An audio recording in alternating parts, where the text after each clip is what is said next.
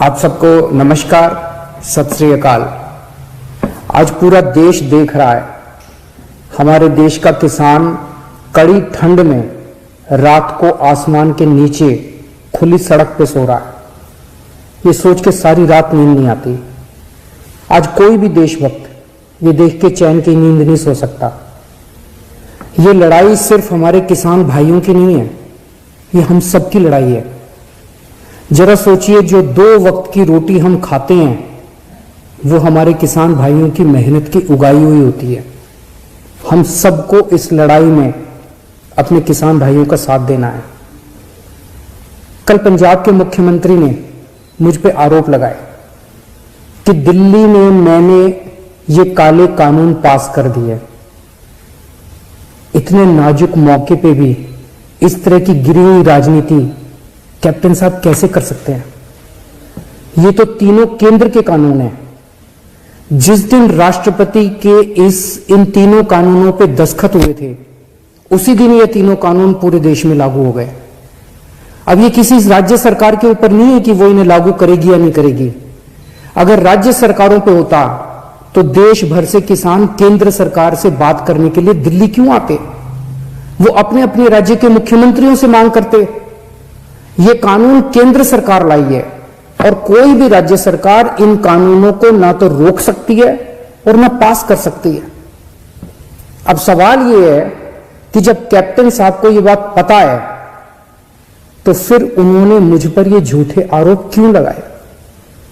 इसका एक बहुत बड़ा कारण है। जब से हमने दिल्ली के 9 स्टेडियम को जेल बनाने से रोका है, तब से केंद्र की भाजपा सरकार मुझसे बहुत ज्यादा नाराज है। केंद्र सरकार का पूरा प्लान था कि जब किसान दिल्ली आएंगे तो उन्हें इन 9 स्टेडियम में डाल देंगे। हमने स्टेडियम को जेल बनाने की इजाजत नहीं दी, तो वो लोग अब मुझसे बहुत नाराज हैं।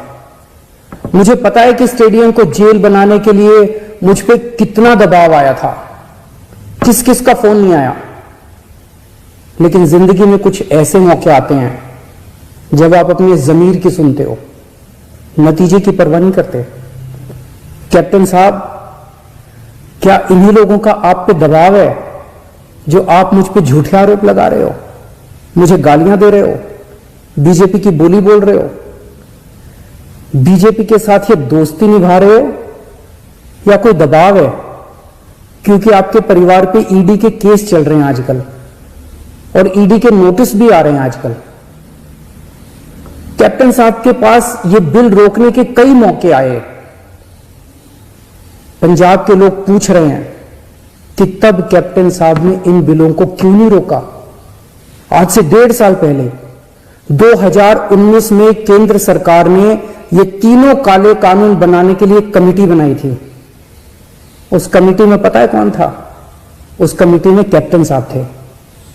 कैप्टन साहब, पंजाब के लोग आपसे पूछ रहे हैं कि आपने उस कमेटी में इन काले कानूनों को क्यों नहीं रोका? आपने कमेटी में एक बार भी इन काले कानूनों का विरोध क्यों नहीं किया? आपने बाहर आके लोगों को क्यों नहीं बताया कि केंद्र सरकार इतने खतरनाक कानून बनाने जा रही है?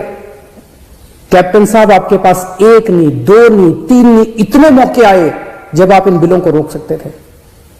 आज पंजाब का किसान आपसे पूछ रहा है कि आपने ये बिल क्यों नहीं रोके? आज दिल्ली की सरहद पे पंजाब का किसान है और देश की सरहद पे उसी किसान का बेटा पंजाब का जवान है। अभी कुछ दिन पहले पंजाब के एक किसान सरदार कुलवंत सिंह जी दिल्ली की सरहद पे बैठे हुए थे और खबर आई कि उनका 22 साल का जवान बेटा सुखबीर सिंह बॉर्डर पे देश के लिए शहीद हो गया। इस सब के बीच जब कुछ लोग आए दिन किसानों को आतंकवादी बुलाते हैं, देशद्रोही कहते हैं, तो मैं सोचता हूं कि बॉर्डर पर उन जवानों पर क्या बीतती होगी जिनके किसान मां बाप को आतंकवादी कहा जा रहा है। आज हम सबको तय करना होगा कि हम देश के किसानों के साथ हैं या उन्हें आतंकवादी कहने वालों के साथ हैं। मेरी सभी देशवासियों से अपील है कि हर देशभक्त किसानों का साथ दे। मेरी सभी आम आदमी पार्टी के लोगों से अपील है, कोई राजनीति नहीं करनी, सभी पार्टियों के लोगों के साथ मिलके भारतीय बन के किसानों की सेवा करनी है। राजनीति करने को पूरी जिंदगी पड़ी है, अभी बस सेवादार बन के सेवा करो। हमें इस इनकलाब का ना राजनीतिकरण करना है और ना इस इनकलाब का राजनीतिकरण होने देना है। मेरी केंद्र सरकार से अपील है कि किसानों को सभी मांगे किसानों की तुरंत मानी जाएं और एमएसपी की गारंटी को कानून में डाला जाए। जय हिंद।